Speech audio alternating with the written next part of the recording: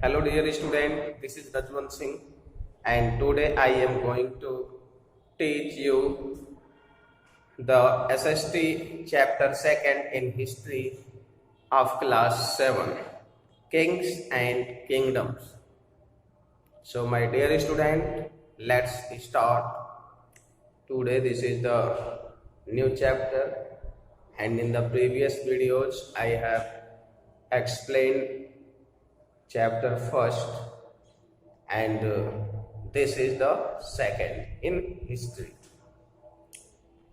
Around the time when Harshvardhan and Pulkesin II were locked in a war for supremacy in India, a revolutionary change was taking place not too far away from the Indian source. It was the emergence of Islam in Arabia. So dear student, emergence of new kingdoms. What is emergence of new kingdom? It's very important to know. So listen, during the earliest phase of the medieval history, roughly starting from the 7th century, vessels or chieftains representing numerous clan identities rose in prominence in different parts of the subcontinent. So dear student, soon they acquired power and wealth and asserted their independence to establish independent kingdoms. For instance, Danti Durga defeated the Chalukyas and led the foundation of Rashtrakuta dynasty. Some chieftains such as the Gurjar Pratiharas gave up their traditional occupation and successfully established their kingdom in Rajasthan. And I think you know very well in Rajasthan, Gurjars live. You have heard. A clan of warriors referred to as Rajputs dominated the history of North and Central India. From about 750 CE to 1200 CE. They claimed descent from the solar family or lunar family. Many historians trace their ancestry to tribes such as the Huns, Kushans, Sakas, etc. and etc. So dear student, they established their kingdoms throughout North India and guarded the land from Arab and Turk invaders. During the reign of Harshvardhan, Kannauj became the center of all political developments in North India. So dear student, on account of its strategic position, if we say about strategic position, then Kannauj fostered trade and commerce and high fertility of the soil encouraged agricultural growth. So dear student, due to this, all new kingdoms that sprang up after the disintegration of the Harshvardhana's empire, were equally interested in acquiring control over Kannauj. So, dear student, the next point is warring kingdoms involved in tripartite struggle. So, dear student, the beginning of medieval Indian history was marked by long struggle involving the Gurjar Pratiharas of Malwa. So, the Rashtrakutas of Deccan and the Palas of Bengal to establish their supremacy over Kannauj.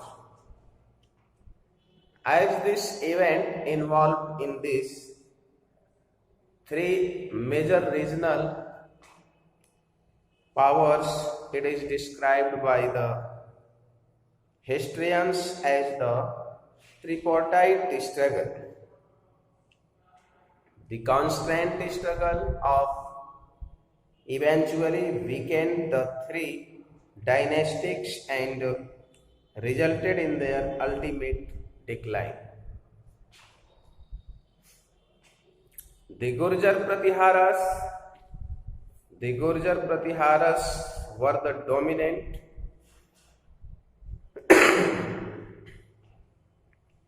power in Western India. So, dear student, you have to understand this. Western India, for example, parts of Western and Central Rajasthan and parts of Central India. These are the parts. Initially, they had been local officials who later succeeded the establishing independent principalities. They also resist the Arab incursions. The long line of powerful rulers of the dynasty included Naga Bhatt first. The timing of his rule is 750 to 780 CE. So, dear student, the founder of the dynasty, Vatsraj and Mihir Bhoj 836 to 890 CE. The most prominent among them established the largest empire in northern India with Kannauj as his capital. He issued silver coins bearing the emblem of Vara, an incarnation of Lord Vishnu. He also assumed the title of Adivara. So,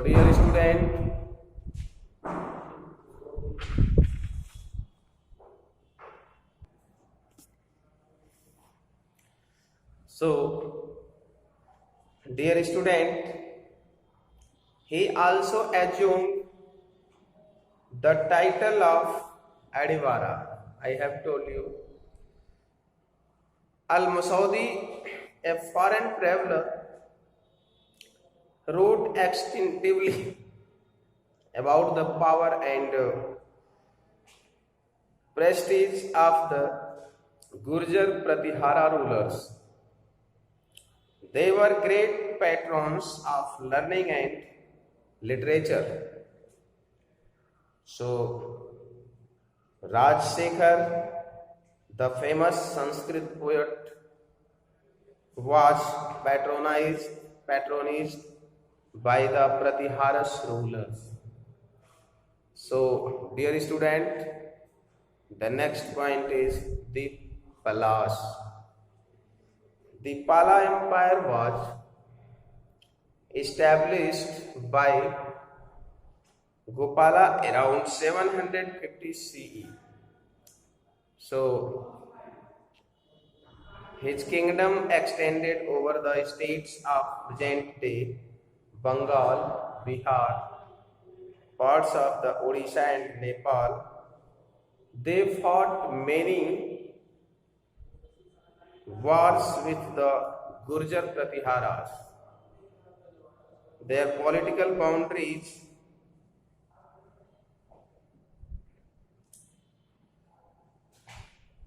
under Dharampala and his son Devpala.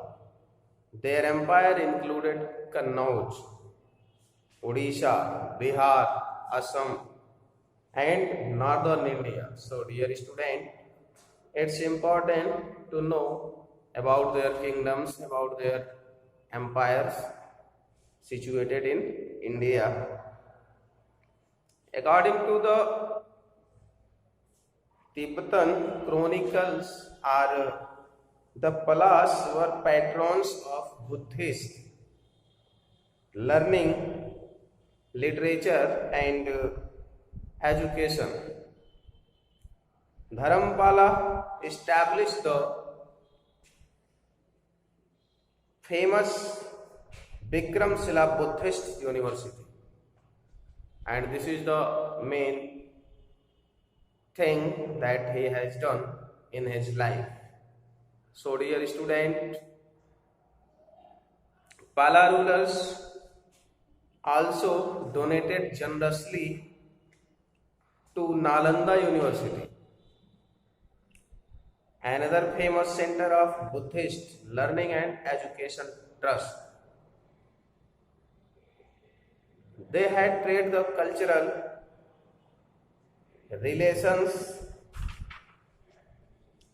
with the countries of Southeast Asia. Mahipala, one of the later rulers, was defeated by Rajendra Chol of Chola dynasty in 1200 CE. Rampala 1082 to 1124 CE. So, dear student, Rampala was the last known king of the dynasty, and the Khalji invasion eventually dealt the final blow to the Pala dynasty. So, dear student,